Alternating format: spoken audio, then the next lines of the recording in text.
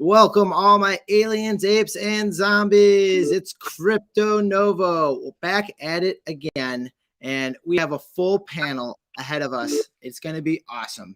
We're going to start off with something that I'm near and dear to, that I really enjoy and get really close to, and that is just the physical building of blocks here. And I don't want to call them Legos because I don't even know if they are Legos or not, but I'm going to bring in right now our first guest, our first artist, Chris. Chris, what's going on? What are we building here, and what are we talking about? Yeah, we're talking about Legos, and they are beautiful Legos. And so about 3 years ago, I was working at a bank here in Wells Fargo in Ames, Iowa, and I had this idea that people would really dig seeing themselves in Lego form. And so I went to the dollar store and I bought a $20 kit and started putting the Legos on my desk and trying to figure out how I could make people using Legos. I had never done it before. And so I thought, well, Legos are pretty forgiving. So I could kind of teach myself how to put them together, take it apart, learn, make tons of mistakes without anybody knowing it. Problem was, in a bank, we all like to chit chat about what everybody is doing. And so I very quickly had to quit my job at Wells Fargo because everybody's like, dude, what's up with Ihle? He's up in his office playing with Legos all day. And so I had to quit my job without telling my parents, my ex-wife, my kids, because I didn't want everybody freaking out over what I was doing. And so what I had in the back of my mind that I was going to open the only place in the world where somebody could walk in and order a life-size Lego statue of themselves or a loved one. And so it turns out that everybody loves Legos and everybody loves themselves. And if you tell me different, congratulations, you're lying, because we all love those two subjects. And so we started making statues of people.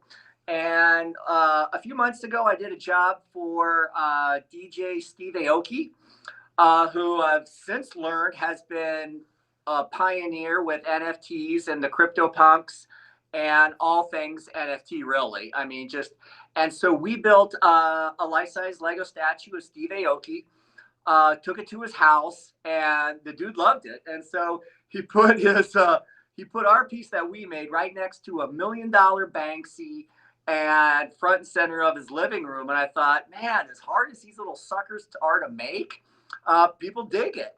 And so Steve was a fan of ours.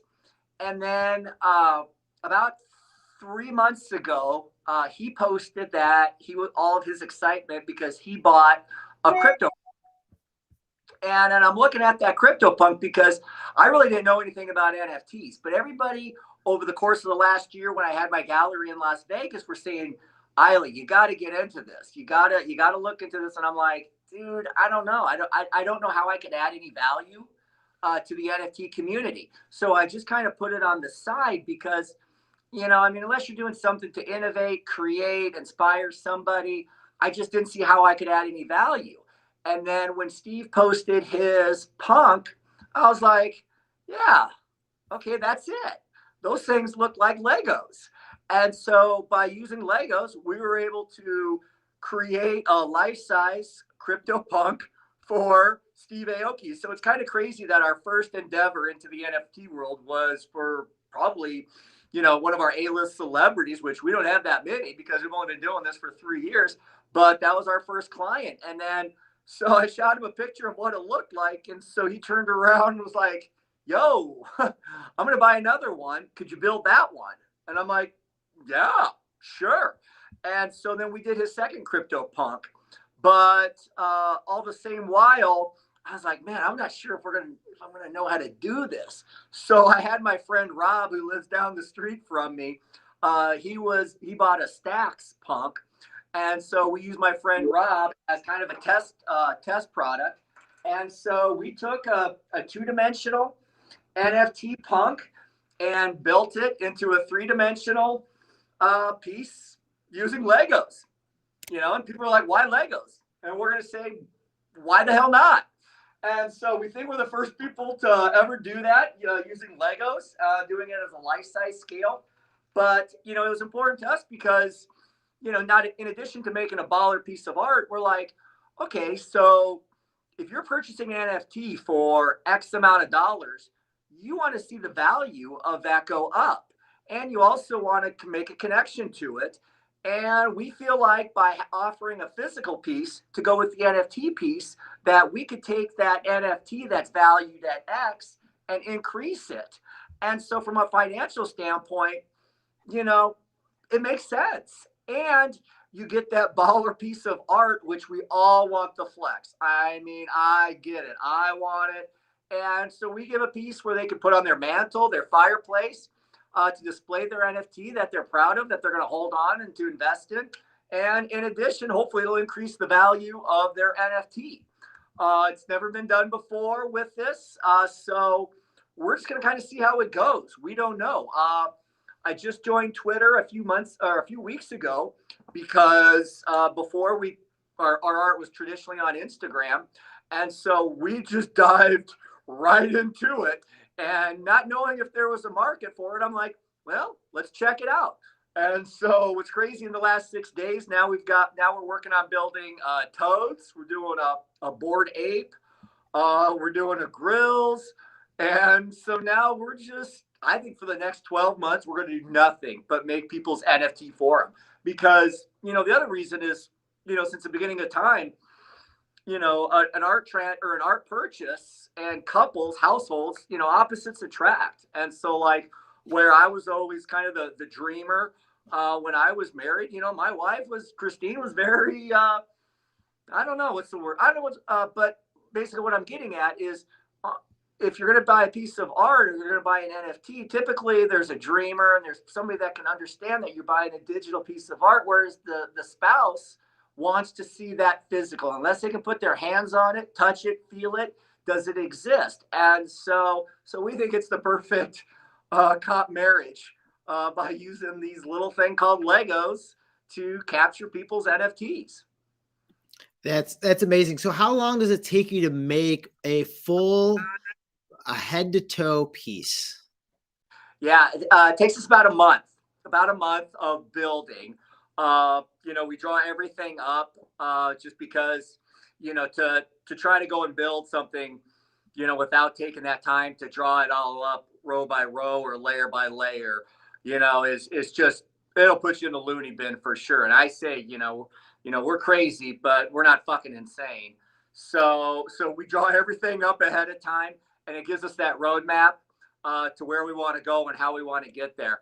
And so, and when we're doing a life-size person, like I said, it's about a month. And so it's a marriage.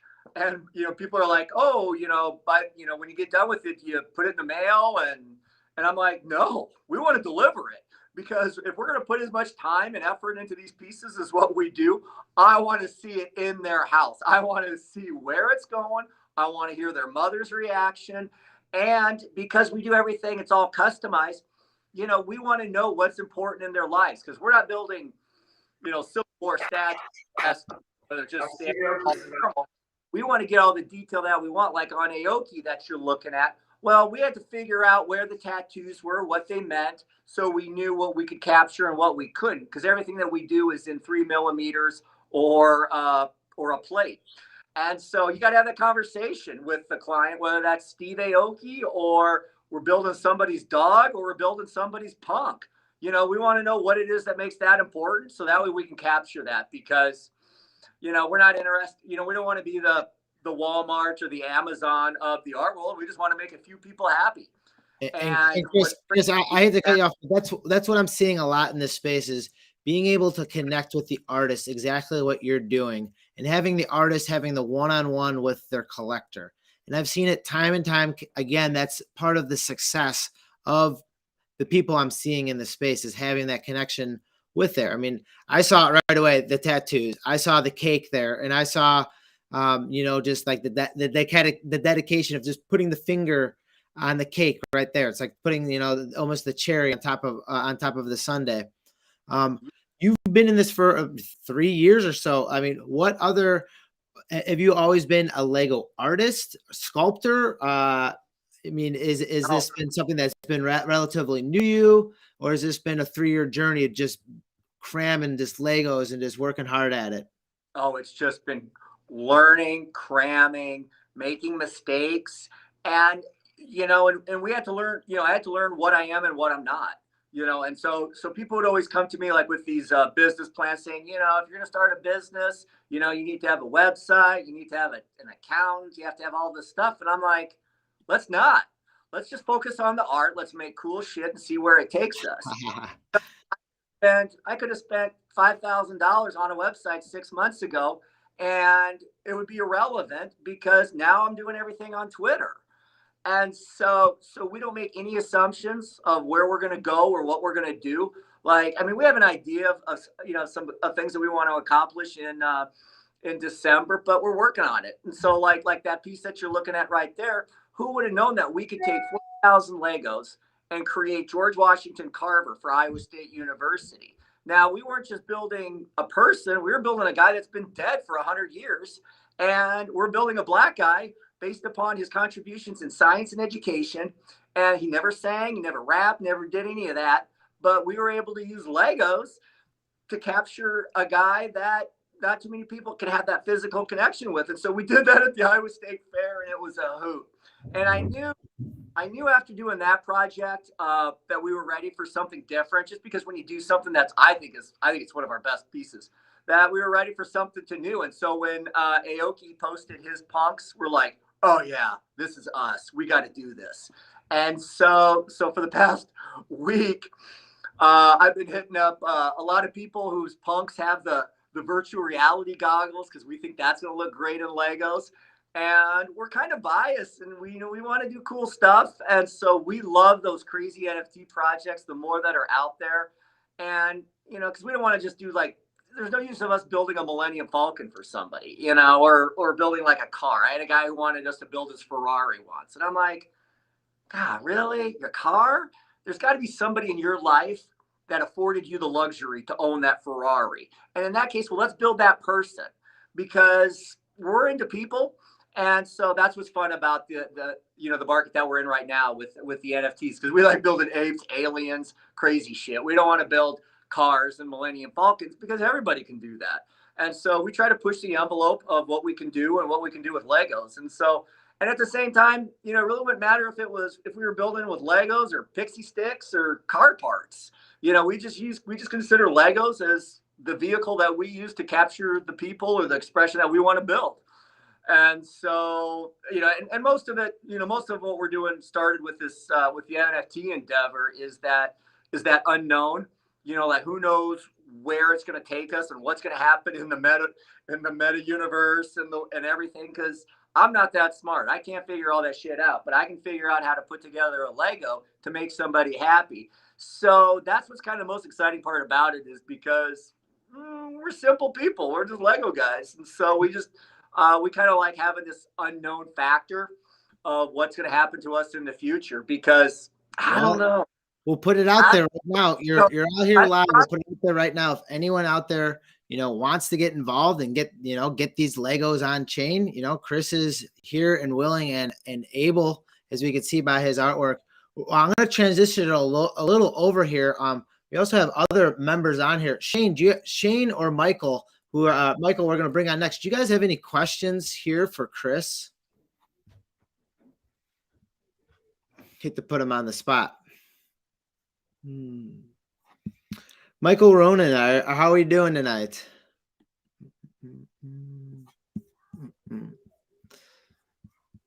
Sorry, can you hear me? Yes, I gotcha. No, this is so exciting. I'm really looking forward also to meet you and see this work in real life. It looks really exciting. Do you have any questions before we transition over to you for Chris and some of his pieces? Yeah, I mean, I'm just I'm wondering about also bringing Lego into the metaverse is something that I'm really intrigued of. Maybe after I show you what we're working on, so we could think about the way of how you can build some parallel character for your Lego creations as well. That's how it Oh, is. Sometimes these are just like, because like I said, the crazier, the bigger. Well, not necessarily the bigger the piece, but the crazier the thought, the better. And Yes. so, in terms of where people can see us, we're ramping up. We're trying to get our board ape done for Art Basel in Miami, December 4th, and then we're also trying to get our toad done. And then, just as a pet project, we're taking the American Gothic, the Grant Wood Farmer, and the Farmer's Wife, and doing that as our kind of our own little subculture of taking past kind of iconic artwork and bringing them into a contemporary art using the punks. Hmm. And we're also really looking for a little bit more female punks. So owners out there, we are kind of heavy on the male side, and so we're trying to go down that path to make sure that, because we think art should be for everybody, and because it's not like, I mean, it's not like what we do is that complicated. And so we just want to make sure everybody can have the opportunity to do it. So if anybody's out in Miami at Art Basel, look us up, because we're going to be dropping an ape, a toad, and some other ones. And so we're kind of alien, excited ape, for and a that. zombie. I'm hoping an alien, an ape, and a zombie. I'm hoping. We do have a question from one of my viewers who watches all the time. How much is the typical cost for a headpiece? Maybe one of those aliens that we saw come by, or maybe the CryptoPunk behind you. What is the average typical cost? Ballpark. If you don't want to disclose that, that's perfectly fine too, as well. It's absolutely fine. I mean, that's the first thing that people ask, and so I kind of go about it a weird theory.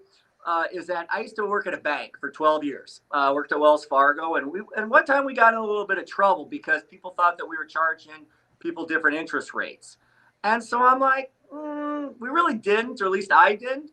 And so I'm just upfront, like I charge everybody the same. So like when I was out in Las Vegas, people were like, "Oh, I bet you could charge millions of dollars for a statue of somebody who just won, the slot machines." And I'm like, maybe. I didn't. I charged everybody the same. So a life-size person would cost about $12,000, and then a bust or like a punk size is right around 4,000, or about one Ethereum.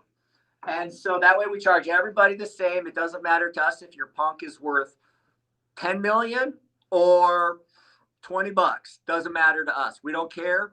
But the thing is, it's kind of weird, because if you've got, say, a punk that's worth 250,000 and I'm charging one Ethereum, I mean, it's crazy not to do it. I mean, you'd be doing yourself a disservice and your investment a disservice by not getting the physical piece. Now, if you pay $20 for your punk and and I'm charging 4,000, well, then there's that scale that's a little bit off. But hey, we figure you're getting a baller piece of art, and as long as you enjoy the shit out of it, I'm happy with $4,000, and I hope you are too. So we charge everybody the same, regardless of who the hell you are, whether you're Steve Aoki or Steve Sandusky from down the street. So thanks for asking that. I love talking about price, and I'm proud of how we do it. Chris, you have something awesome there from the viewers. Thank you very much. We appreciate it. Well worth it. Woohoo, super amazing. So, that's from people watching right now. Woohoo for a friend. He's just going right off screen right there. Michael, how are we doing this evening on a Tuesday? Tuesday here in Chicago. Good to see you. And you know what? I think I have an image is this from you by chance? Yes. Is this exactly? This is, I remember this from day one. Like coming out from inline. This is all right. Well, set the scene. Michael, how about you set the scene for us? You were there. I remember it. I have the pictures. How about you set the scene from your angle? Well, I arrived actually from Berlin with my whole family. We landed in New York, and I came into the line for NFT New York, and suddenly all those profile pictures disappear, and the only person leaving their NFT is you. So I thought you would be perfect to celebrate with me the idea of a mixed reality NFT. So I asked you if you mind posing together with my virtual friend, the Artie, and then I send you this picture. And that was awesome. Like I was walking right. I believe I was walking right out of getting my whatever credentials, a speaker badge, Exactly. Yeah. and Yes. you were waiting in line, and then I was handing out stickers, and you just told me that exact same story, right there in line, and then you showed me your filter technology, very similar to the AR filter that you're seeing in front of me, in front of everyone right now, in front of myself. And I knew exactly what you're gonna do, and I remember just putting myself in the scene, like, yeah, this is gonna be pretty dope. I even remember in the background, the music was playing, and it was actually a rap band that I like a lot, People Under the Stairs. So this picture sets more to me than meets the eye, because this is a special moment in time for me. Like-minded individuals that are using Snapchat filters and lenses are creating products and Yeah. creating outlets and creating, very similar to what Chris was doing with his outlet with Legos, creating a resource and an industry where you're able to bring your family out there. I was able to bring my friends out there. Chris was able to, bring his friends to Steve Aoki's house to film it and record it. I mean, it goes much deeper than just, oh, what's an NFT? Oh, it's just a picture you can copy and paste. No, it's much more than that. It's the idea that we're having conferences and talking about it together, which is the coolest thing ever out of the whole thing. The whole experience of it was just like chilling with people like you, never met for the first time right there, and you're pulling cool stuff like that. So, Mhm. Michael, how about you walk through some of the cool stuff? You mind if I click over to your screen share? Is that all right? Yeah, of course. Okay. I'm happy to, and thank you for inviting me here. So yeah, I mean, quickly, I'll say I was Got a a little film matrix effect. director. There we go. Yes, and I got into exploring the metaverse in the last 2 years. I had several startups in the space. The last one was actually sold to Giphy. It was a VR startup doing also AR effects. And recently, I founded Shadiverse with Michael Gold, who is a professor for NYU, who has been exploring the concept of 3D technology for a while. And we are on a mission to help artists bring these new forms of generative 3D art collections to the metaverse. And we are, we try to find ways to create an open metaverse. So for us, the idea of enabling people to collect an NFT and then bring it to different metaverses and to different AR lenses. So what we do is you see many generative art projects right now are done in 2D. We created an add-on that sits on top of Blender. Now, Blender is an open source 3D technology that designers would know quite well. So maybe I'll just show this video. This is just explains how an artist would work in Blender and choose the different 3D assets that they can import from another program. And using our Shadiverse Blender add-on, they will be able then to set the parameters that will then influence the rarity of each asset in the collection. And basically what people are doing in Photoshop, we are now doing here through Blender. Then you're able to export the metadata. And we are chain agnostic, so we're currently working with Stacks NFT, but during NFT New York, I met OpenSea, the Polygon, the Bianca, the Coinbase, the Solana, and so on of the world. And we hope that each one of those marketplaces would enable us to directly integrate and send our 3D generated collections. So from this data, we can, of course, render 2D images in really high quality, as you can see. Those are using procedural design textures through Blender that really feel a little bit like the Lego pieces and this idea of a stop motion animation. But what's really exciting that those are also GLB files. So the NFT collector is then able to collect a 3D file format that you can then import as a game asset to metaverses and games like Roblox and And that's what I like. Minecraft. That's almost like an Avatar X, and then you can almost do that with an Avatar X. What I mean by that is brought into many different metaverses with one simple contract, and with Exactly. that, which I don't want to steal your thunder because you're probably already No, doing please. already, is then you can that assets easily obtain in all those different spaces, which can lead to Yes. community wallets. So an entire community of wallets can be transferred into different verses at will for because Exactly. you pretty much have the structural framework, correct, of it, the rigging, I guess they'd call it, right? Yeah, I mean, through Blender, you would generate and render the 3D assets and put them on chain. But what we will also put on chain is the project file from Blender. Now, Blender is an open source program, and unlike other programs in the market, even Facebook, who knows if they will survive in 100 years from now, right?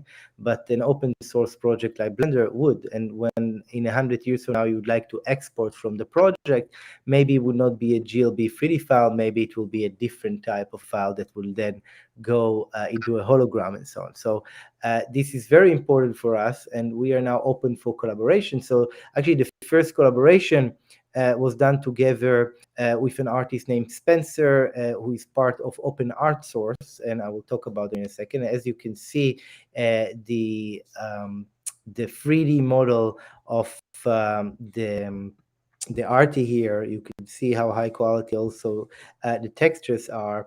And if you open shaderverse.com on your phone, you are able to also enter an AR mode, augmented reality mode, and you can play around and place the art in different spaces. So tomorrow we are going to actually open the sale of the artists to the public. The artists will be minted on the stacks, and which is layer 2 solution for Bitcoin, which is also a very interesting concept to think on environmentally friendly solutions in this space. So anyone who would collect the artists will be able to open their camera, and as you can see here, place the RT in their location, move them around. You can shrink them, make them big or small in AR, and as well record videos and photos as I did with you and post them on social, which is, I think, the new form of engagement with NFTs, bringing your community to create different types of speculative design of mixed reality. We are still not there with mixed reality. We don't have the glasses, and we do not see the. Although Niantic just released this, different augmented reality features, we still don't see that being used daily. But the ones who are now the early adopters to NFT are also the early adopters to the mixed reality metaverse, and they could start prototyping. So the RT could be not only in the hands of the artist, but also in the hands of the collectors, a creative way to explore that. So if you go to Open Art Source one in Twitter, so you could see that the artists would be selling tomorrow. And this is the first collaboration that we are doing on Shaderverse. And the idea with Shaderverse, what we are looking to do, very much like Art Blocks, which is a generative art marketplace, we would like to not just partner with brands and different collection founders, but also with artists who usually do 3D one-on-one collections. And we want to enable them now the possibility to work with Blender on with a feature in Blender that is called geometry nodes on what we call procedural design, which if you look, for example, on this stacks symbol, golden with some green slime. So the green slime is be produced with the geometry nodes through Blender, and each asset would be unique. And this is really exciting because it brings the concept of art blocks, generative art, if you know the Chromie Squiggle and those collections. It brings this to the hands of designers and 3D artists who do not code, but can, just play around inside Blender with different levels and set up those procedurally generated attributes. And there's different experiments that we are doing. And if this is interesting for you to explore, we would love if you join us on our Discord. We are doing cohorts with artists where we are trying together to learn through Blender and work with the Shaderverse tool. And last, I would say, I mean, we really believe that to create a collection, I compare it sometimes to the concept of a founder of a nation state when you create a flag and people all connect to this flag. So I think in Web3, the idea of taking your 101 art and placing it in a context of 10,000 or 5,000, you suddenly enable a community of people to relate to your work, to your values behind this work. And each one of them has their unique piece of art which relates to the whole. So there's a very interesting way to activate communities and to give birth as artists to communities. And yeah, I guess I would use this stage and the opportunity to call other creators to really join us on Discord for this journey. We will be also releasing the artists tomorrow together with Open Art Source. So if you are around, you are invited to jump in on Twitter and check them out. Yeah, I'm very excited to have the opportunity to talk here today. Thank you. Yeah, this is awesome. And I love, I could tell the passion behind it, and you're passionate behind it because you know exactly what you're talking about with this in your project. And I liked how, like, you even extended the olive branch over to Chris, for a possible collaboration, in the sense that, that these are very it is a way that you can bring things into the metaphysical verse, where you're bringing something in the NFT space and something physical both into the same light, where you can have your Legos coming out as AR filters walking around. You can have that AR filter of Steve Aoki throwing cake in someone's face. Like, you can have that. And those realms of possibility are completely wide open now, with not only the use of technology in the space, but the way that people now are communicating but collaborating in the space. It makes it almost streamlined, where you can get something like this done. I mean, this is honestly just almost a walk in the park. Not so much for me, because you've done the development and work behind it, but it's one heck of a cool picture for me. Yeah, that's really fun. Yeah. Shane, you're very creative. We're gonna start transferring into Shane, Punk Owner 9628. And I know you're halfway around the world. Are you awake over there? I don't know if it's morning over there. Shane, you awake?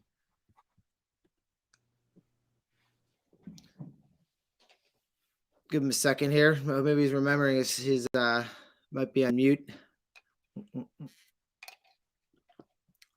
So, Michael, how was the rest of New York since that point there? What else did you see, accomplish? Was that your first time in New York? No, it wasn't in the last years, especially since my VR startup. I visited a lot in the city, but there was something very special. I mean, some compared it to South by Southwest, the conference, but I think I would compare it to more of live action role play conferences in the Scandinavians, where the sense of play, empathy, curiosity, and the idea that we're really building something together, and it's not about just companies battling each other and brands trying to be more loud. So yeah, it was special. To me, it's just about having fun and being with good people and I have people a I've question. caught up with before. So it was just pretty awesome. And one of those people was David. And you know what? I didn't get a picture with you, but you got some great pics of me. And I guess that's just part of the process here. So let's do a sound check. You there? Are you doing? What's going on, my friend? Yeah, I apologize before. Oh, I was trying to perfect. get You're good. perfect. Okay, good. Yeah, no, I was trying to get on in and I was just like having some technical difficulties, so I apologize to everyone. Technical difficulties no more. Dudes, Chris and Michael, what beautiful projects to share and so amazing. Honestly, it's stuff like that I'm a New Yorker, and so I was just, of course, at the festival this past week, and just like getting a chance to be around so many different creatives, sharing everything from, physical fungibles, whatever they're calling it, to, AR type of devices, to just traditional art making its way through the metaverse, and just like metaverse guided tours. And so again, just like showing up here tonight and seeing what both of you guys are doing, and especially in the context of what Novo, has just basically blown my mind a few weeks with showing me what he does, is just such an awesome thing. And it just, again, shows a lot that the space is young, and, bringing new ideas into this space is just so, so, so welcoming, and what we want. And so someone who comes more from like the analog, filmmaking and photography world, and just having the opportunity to be in these rooms is again just a pleasure. So big ups your guys' way. Thanks again, Novo, for asking me to show up tonight. These things are a treat. These things are a treat, because I don't get to catch up with everyone, and I had a super busy week last week, and like Michael, I pretty much spent maybe all of 5 minutes chatting with him on the side of right. I don't even know what 7th Street was that on. I don't even know. I mean, it was awesome. It was in Awesomeville, USA. I mean, it was man, it was like Disneyland, and I felt like Mickey Mouse. It was awesome. I mean, it was so much fun. And just to be able to catch up with him, hear his story, and actually hear what he creates and does in full length, I learned from that.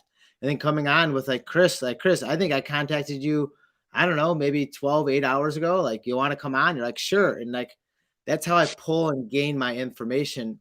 And Davi, tell us about yourself. We're yeah, I mean, heck, we hung out in New York for a while. It was awesome, man. It was fun. I love your energy. Yeah.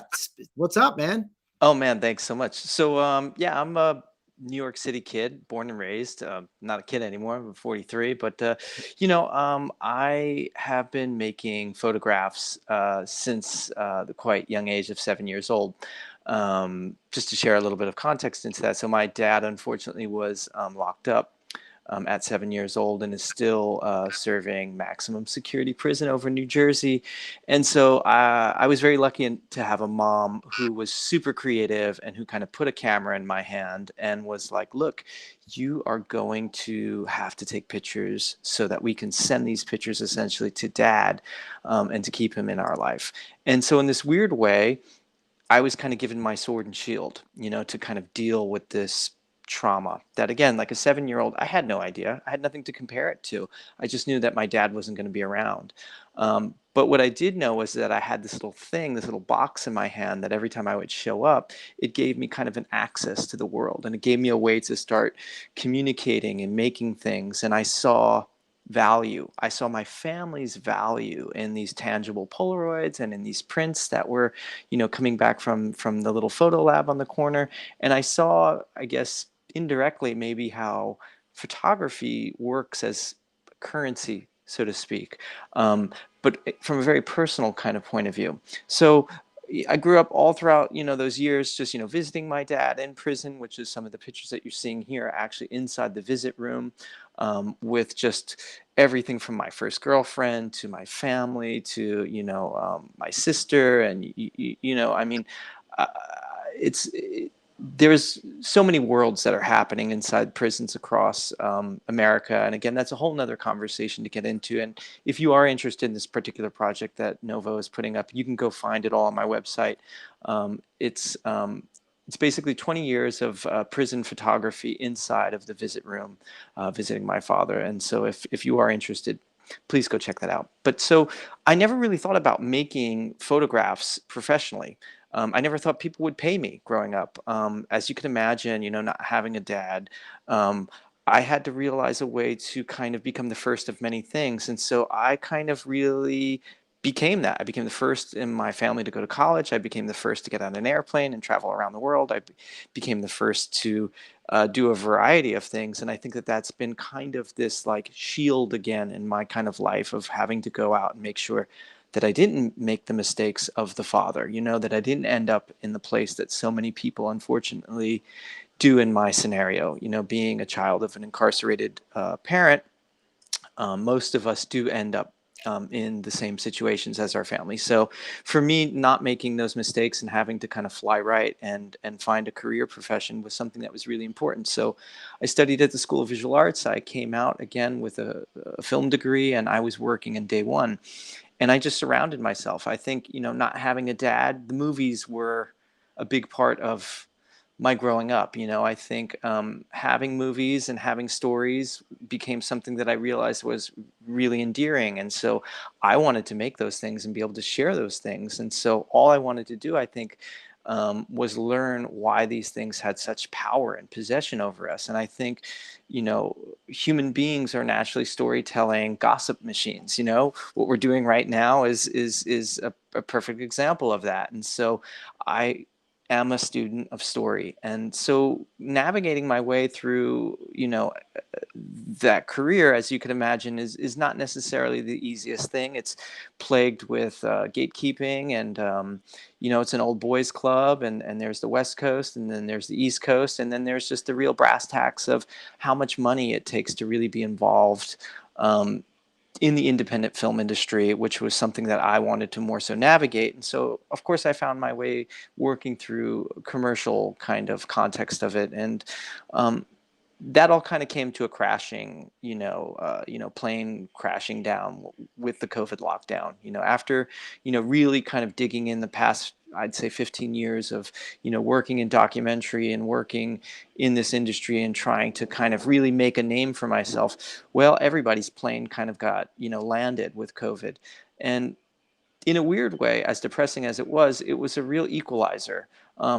Because what it did with, I know myself and many other people, it really made us reevaluate, I think, the things that are important, and not only the money kind of, rush, but, why we wake up every day and what it is that drives us, and why we want to be creative, and how creativity kind of coexists with us as people. And I think what I realized is that whether I liked it or not, I was carrying around 40 years of trauma inside my body of really not dealing with, my dad not being there. And so I embarked on several projects with that.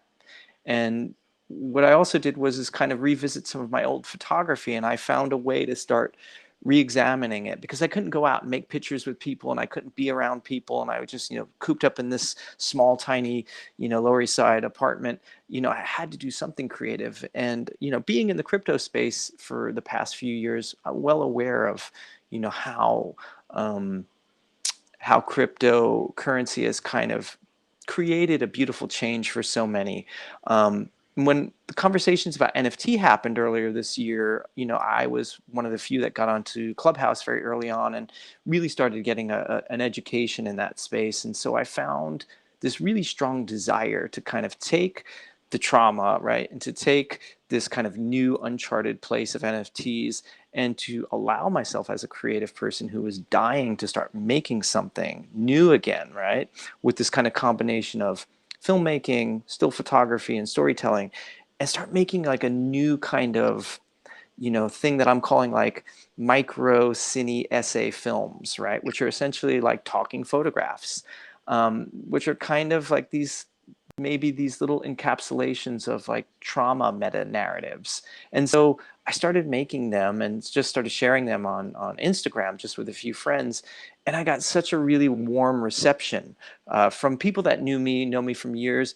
And they were saying, look, Davi, you just have to start sharing this stuff actually more out, not just with us, but maybe try, embarking in that NFT space that you've been talking about. Maybe, start fresh, start new. What do you have to lose? And I think just hearing that, was like the clicking moment, because I again, like being in this space and being on Clubhouse or Twitter Spaces every day and like seeing people make stuff was a real encouragement for me to say, well, fuck yeah, I want to make stuff too. Why shouldn't I? Why shouldn't I allow myself to challenge and to be part of this community? I liked so much of the holistic kind of energy that I felt that this community has. And don't get me wrong, there's plenty of toxic stuff. But what I was picking up in the rooms was that people really gave a shit, and people were really encouraging people to like, go for it and try. And so that's kind of what I'm doing now. I minted my first NFT, which was a still photograph that kind of was part of a a really nice show called The Mask Ephemera with Searchlight that was over this past week, and it felt really good to have to make that scary experience, as a step forward for me, not, always wanting to jump into things that I can't be a perfectionist about. It definitely took some balls. And I got help from people like Novo and other really great people that really kind of supported me and allowed me to make that first step. And now I feel like it's time to kind of allow myself to push forward and to, continue to tell these stories in hopes that they can serve as beacons for me and shadow figures that kind of shine light, and also to be able to operate in this space as, Greek myths or, today's constellations. So thanks again for allowing me the chance to ramble and share that with you. And hopefully some of that makes sense. No, it all makes sense. It makes perfect sense to me. And that's why you've been on multiple times, is because this is an equalizer. And I was not really an artist at all. And I don't know if I'm maybe turning into one, in the sense that I'm able to get at least content for people out there. So if I'm creating a medium that helps other people, and people enjoy looking at these big shades and tassel hat and this clown nose and this black lipstick, and listening to cool people around the space, I'm all about it. And I'll flip the switch on and get that thing streamed out there. So you guys do have a voice. And when I say guys, it's all the aliens, apes, and zombies out there, because, that's what it is. It is an equalizer, and the ones that work hard and get friends, I'm seeing, are successful in this space. And, the ones that branch out and keep working hard, they'll find their way. And I want to catch back up with Michael and Chris and see if maybe you guys can get maybe something going on your front, and getting, Chris's toes dipped in that metaverse pool a little bit even more. And I'm still excited to see, one of my favorite pictures was the one of the world of women in here. So, Chris, you were talking about maybe, all right, now my brain is working a little bit better here. Chris was inviting more of the female-minded individuals to work into the space. So, I mean, let's talk to World of Women. And I do have a connection who is actually in Decentraland, who is having an open-aired gallery in Decentraland that is based around World of Women and other female projects as well. So it'd be rather easy to get one of your Lego setups in there, Chris. So I guess, am I on mute right now, or am I? Nope, you're live action, man. Go for it. Okay, yeah. Okay, so if I knew what I was going to be doing a couple of weeks in advance, I would have hopped on that plane and made it out to New York, because I was watching the World of Women, and I've actually reached out to him 3 times today, because I've told my friend, I have a friend, and I'm like, girl, you need to buy one of these World of Women, because we can take that to Miami. And then that way she was going to dress up just like old girl did at New York. And we were going to have the NFT or have the Lego piece to go with it. So yeah, I've reached out twice, but the thing is, so by her walking around New York, I believe, and don't quote me on this, but I think the price of all of their NFTs have gone up since that publicity happened with that. And so my pitch to World of Women is that, like, with what I do, like, you can't swing a dead stick without hitting a cameraman in my business. Like, if there's a camera and they see Legos and dogs, they're always going to go for you. And so there is absolutely, I told the people of World of Women, like, I think I got a friend who will buy the NFT if we can do that, build them in for Art Basel. So Hamburger, hook me up with that, because that's a big one. Because like we talked about, I mean, art should be accessible to all. And I do see some of that where, the punks and the apes are a little bit more on the man side. And so, yeah, absolutely. And then the other thing, in terms of films, of like those little bastards, those little Legos, and NFT is perfect because, there's Lego movies, there's a show, there's all this stuff, but it's all at a G rating. You know what I mean? And so, like, when we build stuff, we build butts, boobs, tits, and ass in Legos. And so nobody has ever taken that Lego beyond that 13-year-old and done some risky stuff, not risky, but just something more that's more real life. And nobody's done that since like the 80s, where like the Black Keys did a video. And that sounds like I'm name dropping, because I'm really not. But and the person who told me that was Coolio. I ran into Coolio one night in Las Vegas, and I'm like, this is the fucking coolest night of my life. And I'm like, and he's like, yeah, nobody's done that with Legos since the 80s. And I'm like, oh, hamburger, let's do it. And so I'm like, Coolio, let's build you in Legos, because that hair would be perfect. And so, but you know, like a lot of projects, it really didn't come through. But I'm like, heck, I got the ability. But while I am rambling on here, I have a question for Michael. So because I am in the Lego kind of vehicle, I do get a lot of people like, hey, how can I get involved and how can I help out? And we use Blender. And so all of our stuff interacts well with Blender. But man, it's a bitch to teach yourself how to do it. I know, because I've had to, but I'm not good. But, and so like when somebody asks me like, hey, you know, how can I get started doing this? Because I always say I didn't invent Legos, and I sure as shit didn't invent narcissists. And so if somebody wants to do what I do, Yeah. I'm all for it. Go for it. Yeah. But I always feel bad about saying, well, you know, give Blender a try, knowing that it is so hard. What would you recommend to somebody who's going into college or about that college age, that maybe doesn't want to go to college, but wants to learn how to get into three-dimensional drawing, but jumping right into Blender is a surefire way to the loony farm? Does that make sense? Yeah, makes sense completely. That's why we took on ourselves, except of developing the tech, to create learning cohorts and knowledge exchange space, because myself as well, you know, those programs like Blender can be overwhelming.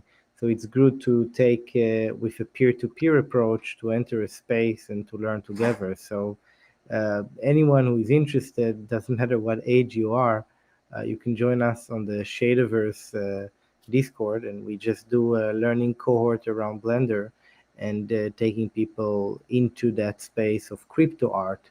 But you know, we are not the only one. You can go on YouTube. There's a lot of good tutorial out there, and you do it step by step. The thing is that just learning together and getting feedbacks, and you know, having people support you in the tough moments, and just being accountable with someone else, that's always helpful. That's why we created the learning cohort. Thank you. That's excellent. That's what it is about, because when you have that cohort, you know, you're passing those ideas back and forth, and it almost speeds up the process. It, you know, it's accelerant, you know. I did have Shane. Are you there, Shane? Can you hear us? I was trying to get Shane on earlier. I don't know if there's something wrong with his mic. He has something I'm familiar with, comic books. He just logged. Let's see if he's going to come back on. See if he can get his mic going here. Hey, Shane, can you hear us, man?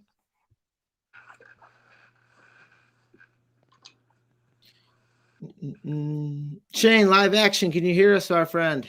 Oh, he's tried and logged out. We'll give him 3 strikes here. We'll give him another try. He's trying to kick on his mic. I can tell.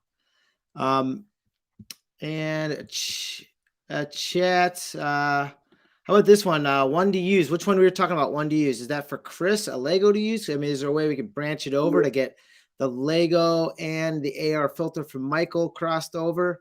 And then when they deliver it to your house, maybe David can come on over and take a picture of it all being delivered. I mean, that would just be a total collaboration. And if we can get Shane in here, we can make a comic book out of the deal. Now we're chatting. Shane, are we doing good? Come on. Fingers crossed. Chain.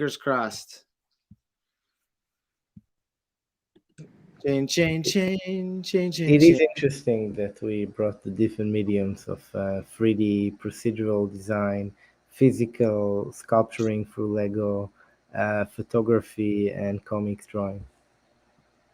Should I say I was the mastermind that plotted that masterfully so no one was stepping on any other shoes? No, this is the matrix of what happens in the space. It's crazy how it happens like this. Honestly, it does. And like I was saying before, like these are almost like live business meetings. Like I don't have enough time in my day. I wish I did, just to hang out. But I mean, these are like just like live business meetings where I can see what's happening. Shane, you got it? Yes. Yeah, can you hear me now? Yes, I can hear you. I don't know what happened.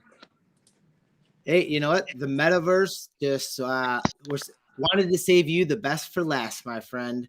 And all right, why don't you tell everyone where you're tuning in from?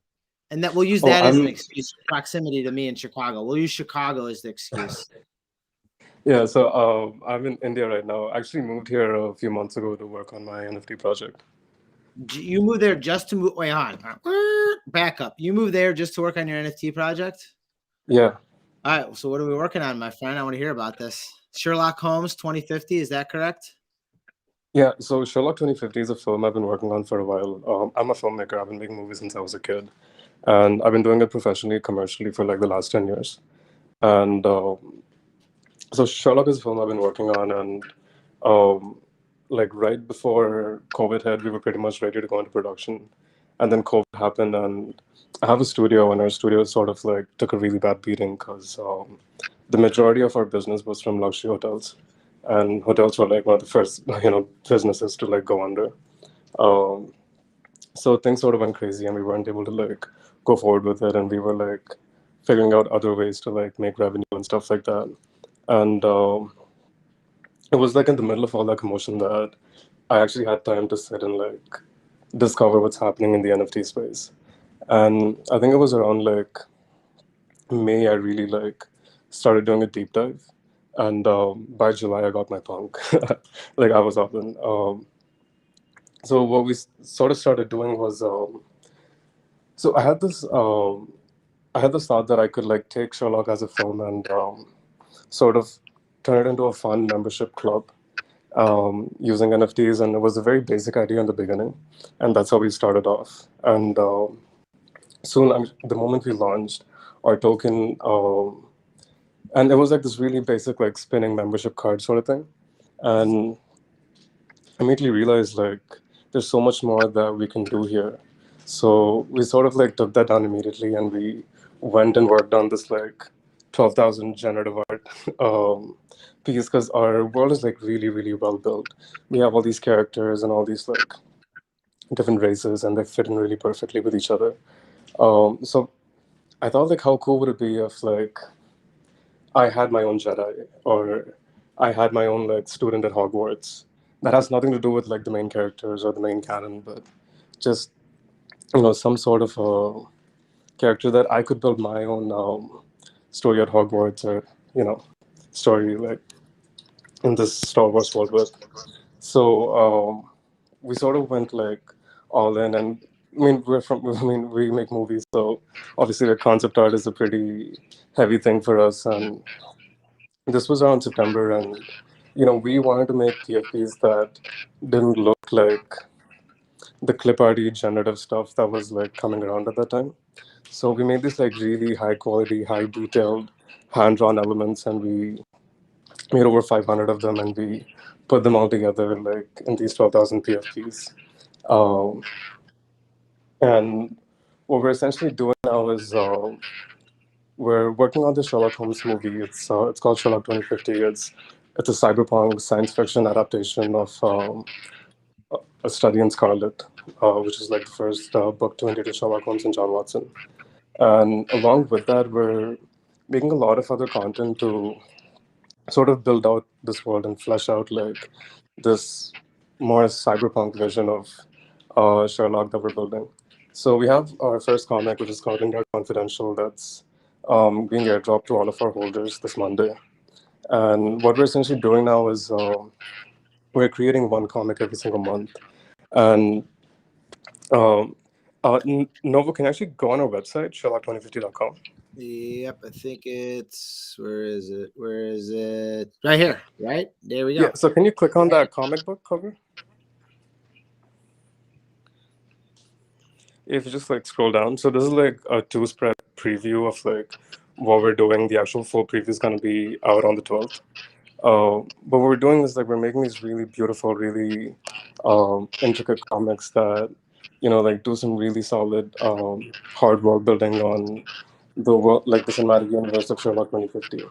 And we're basically using NFTs as a way to um, create a native cinematic universe, which is fully fleshed out and a place where anybody can make their own content. So when I sort of like saw like all these projects airdropping tokens, and then once you have a token, you got to figure out like a utility for it. And I think a lot of these projects aren't really even sure what the utility is besides like DeFi staking. And I thought, how cool would it be if like you earn comics instead of tokens? Because comics, they have like a tangible value, like it's a comic book, and it's an NFT that gets dropped to your wallet every month. So our art director is actually like a comic book fanatic. So me and him started sitting together and like drawing up like all of these like comic spreads, and we already have a lot of stories, and we just started like putting them together in comic form, and now we're dropping these like every single month. And our intention is like after the film and after we put out a whole bunch of content, and we're actually able to make Sherlock 2050 a tangible, real commercial IP. We want to actually turn the project into a DAO and hand over the governance of the IP to the NFT holders. So the NFT holders can decide who gets rights to actually produce content for Sherlock 2050, and if any NFT holder wants to produce their own content in the main canon, they can just put up a proposal and do that. And that's sort of how we're looking at it long term. We kind of just started, and we only have about 200 mints now, and we're still like figuring out the whole community bit of it. But yeah, we're just like making content every single day and putting these things out. So you get one of these, and you're getting a comic book, just a comic book every month. Yeah, you're getting every single month you get a comic book, and of course like full derivative rights over your characters, so you can build your own stories using our assets. Well, my friend. I love comic books, and I don't want to go through the argument of going and clicking and all this. I love just stuff airdrop to me because I don't have to worry about it. And 3 is always a pretty good number here, right? Let's see. You go to the minting page. I said I wasn't going to buy anything till the end of the year, but I'm a sucker for comic books.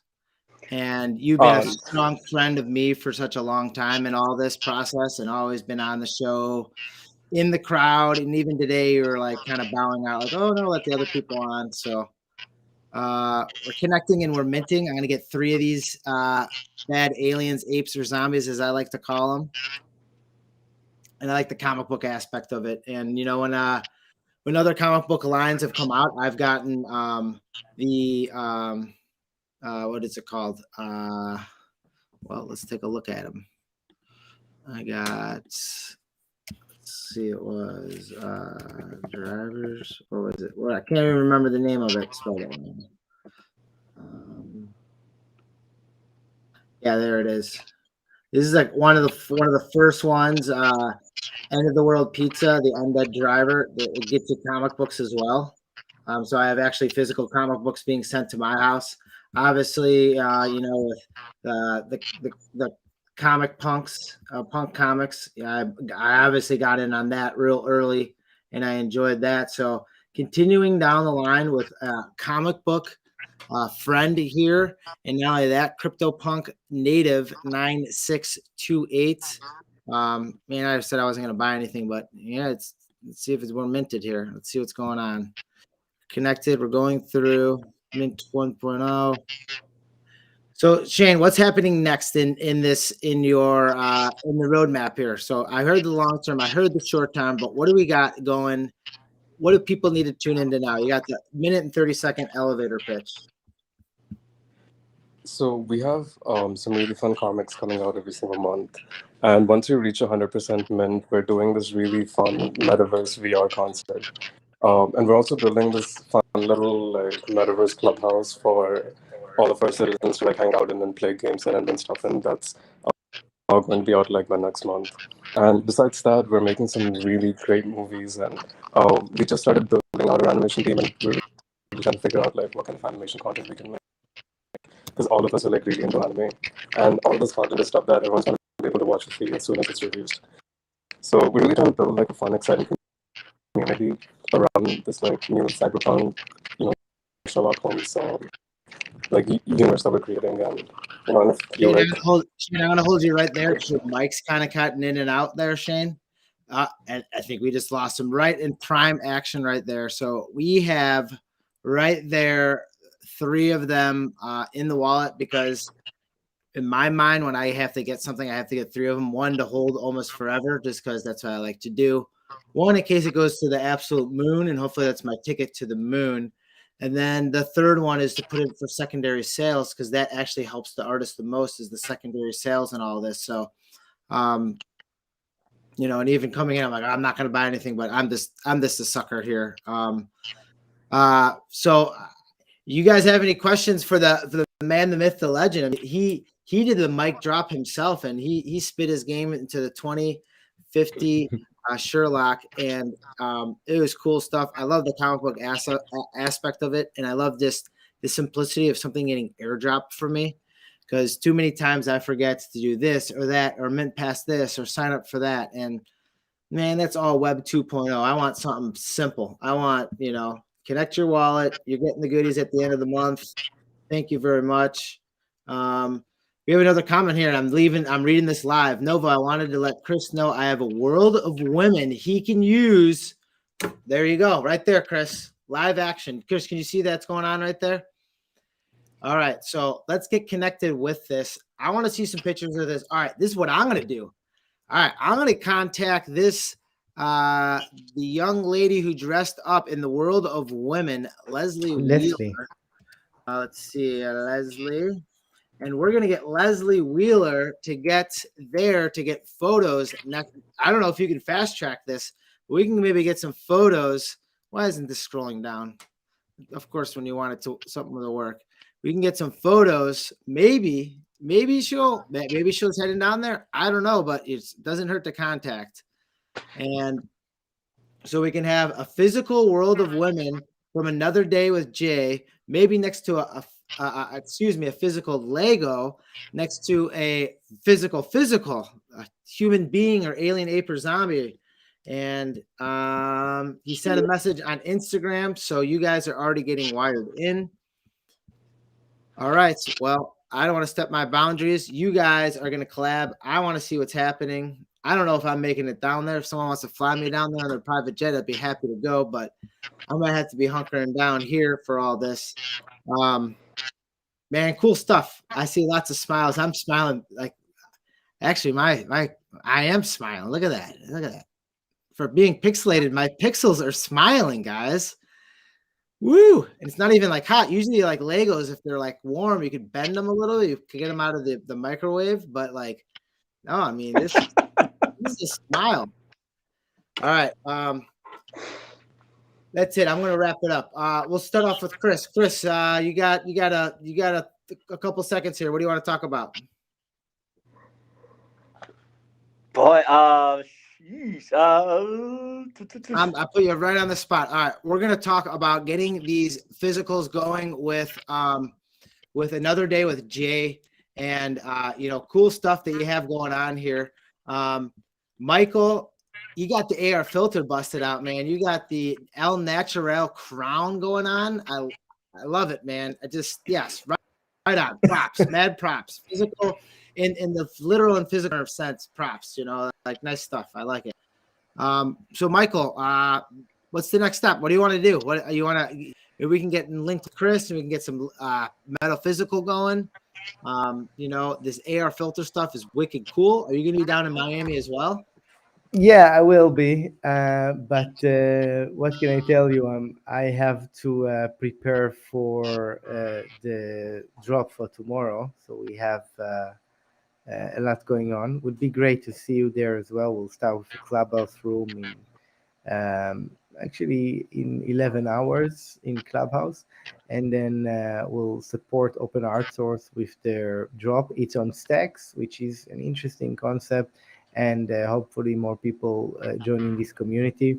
But I'm also looking forward to see more people joining our Shadiverse Discord and learning more about Blender. So this is an open invitation.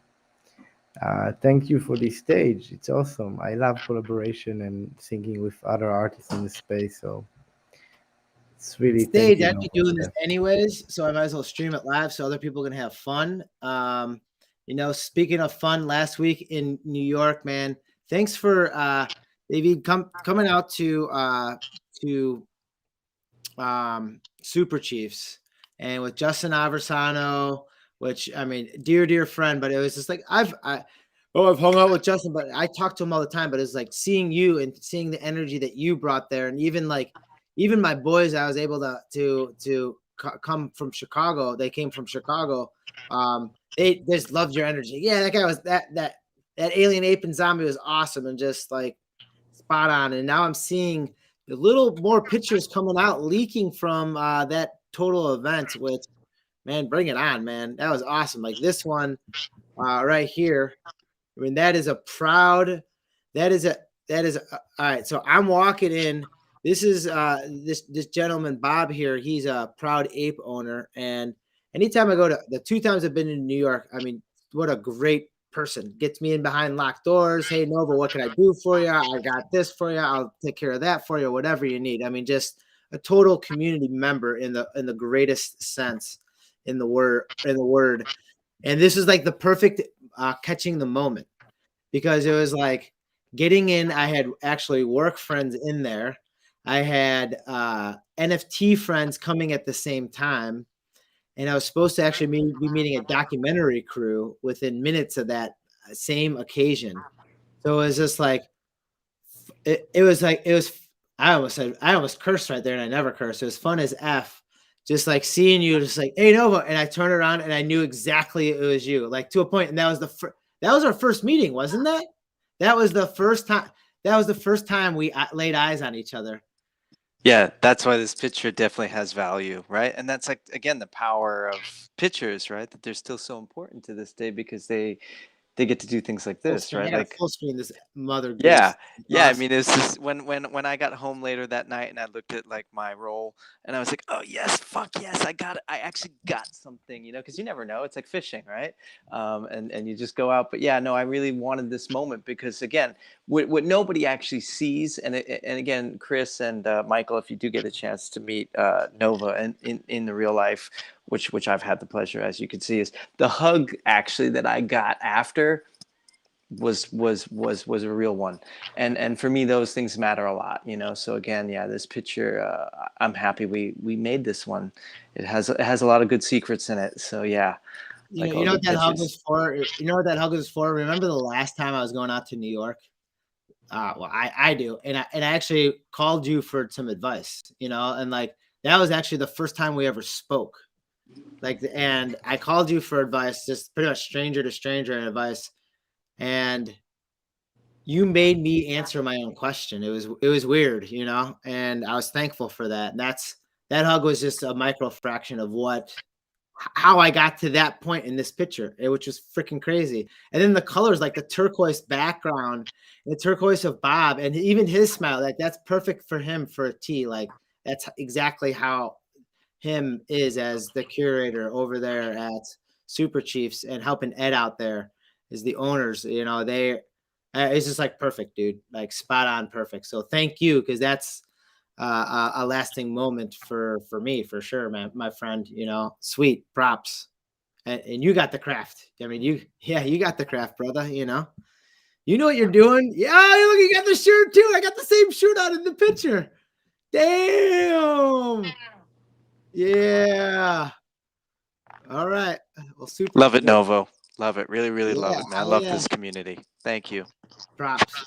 Well, I'm just glad to be part of the community, and same with you guys and all of this. So, hey, I'm gonna go wrap it up and chop some clips so we can get this out to the masses, because you guys are cool and you guys keep me going. That's for sure. And this is after this last week, it's just reassuring that I'm doing the right thing and having fun doing it. And I'm gonna keep doing that. Man, I kind of wish I can go down to Miami, but let's see what I got here. I got to find my outro music. I'll take my time with it. Dream Loops by Electro Labs. And I own that, and I encourage people to use the NFTs that they have to their full capabilities. So I'm going to use this outro music in the song.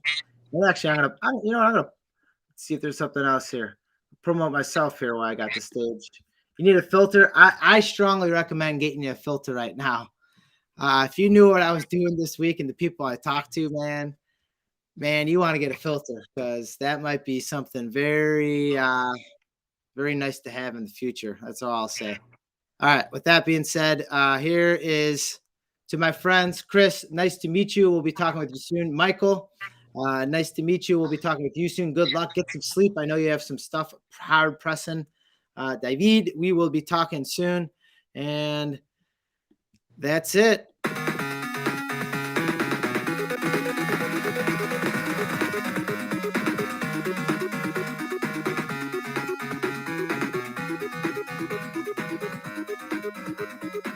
Yeah.